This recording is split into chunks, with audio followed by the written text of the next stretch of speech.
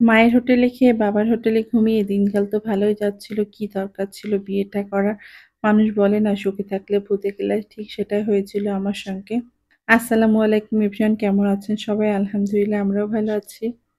আগের জীবনটা কতই না ভালো ছিল। যা ইচ্ছা যখন ইচ্ছা সেটাই করতে পারতাম। এত প্যারা ছিল না।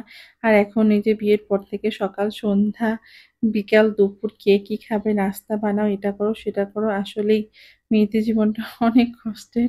তো যাই হোক, কি আর করার, এটাই নিয়ম। তো মায়ের বাড়ি থাকতে মাকে শুধু বলতাম, "এটা রান্না করো, ওটা রান্না করো, এটা ভালো হয়নি, ওটা ভালো হয়নি, এটা খেতে ইচ্ছে হচ্ছে না, ওটা খেতে ইচ্ছে হচ্ছে না।" কতটা না বাহানা। তো এখন বুঝতে পারি যখন আমার মেয়ে এটা ওটা বাহানা করে, আমি একটা দিয়ে বুঝিয়ে দিতে চাই যে, "এটা খাও, ওটা পরে বানায় দিব।"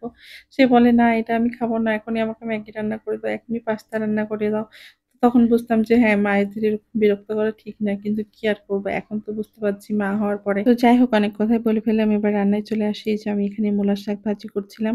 আর মূলার শাকটাও না আমার ইদানিং ভালোই লাগে খেতে। তো আপনাদের ভাইয়াকে সেজন্য বলেছিলাম মূলার শাক নিয়ে আসতে। তো যতটুকু শাক নিয়ে এসেছে ওটা আমারই লাগবে। আপনাদের ভাইয়ার আর খাওয়ার দরকার নেই। আমি দুপুরে খেয়ে নিবো। কারণ সে আসবে রাত্রে, বলব আমি খেয়ে ফেলেছি, কিচ্ছু করার নাই। কারণ আমার অনেক ভালো লাগে মূলার শাক। তো যাই হোক, এই যে আমি মূলার শাকটা ভাজি করে নিয়েছিলাম। দেখতে অনেক সুন্দর হয়েছিল আর খেতেও অনেক মজা হয়েছে। অনেকে আবার মূলা কিংবা মূলার শাক খেতে পছন্দ করে না। তারা এভাবে ভাজি করবেন, ভালোই লাগে। তারপর আমি এখানে যে আমড়া চচ্চড়ি করে নিয়েছিলাম। আমড়াটাকে সেদ্ধ করে মসলাতে দিয়ে যে নাড়াচাড়া করে কিছুক্ষণ নামিয়ে রেখে নিব। এর আগে আমি আমড়ার যে ভিডিওটা শেয়ার করেছিলাম। তো আজকে আর এই আমড়ার ভিডিওটা দেখাইনি। আর এদিকে আমি মাছ দিয়ে পটল আলু রান্না করব। তো পটল যেহেতু একটু পানি সবজি, তাই একটু ভেজে নিলে পরে ভালো লাগে খেতে। তো আমি সেইজন্য পটলটাকে এই যে ভেজে নিচ্ছিলাম। হলুদ, লবণ দিয়ে আমি ভেজে নিব। এতে করে পটলের একটা গন্ধও থাকে, সেটাও চলে যায়। আর রান্না করলে খেতে ভালো লাগে।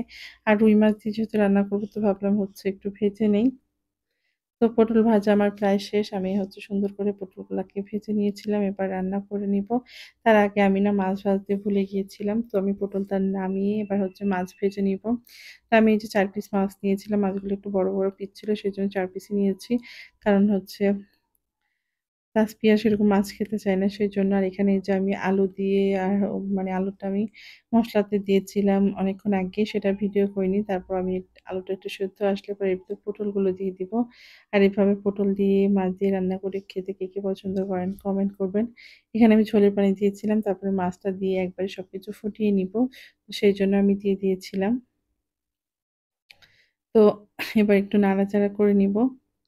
করে ঢাকা দিয়ে একটু পরে নামিয়ে নিলে হয়ে যাবে আমার পটল আলুর ঝোল।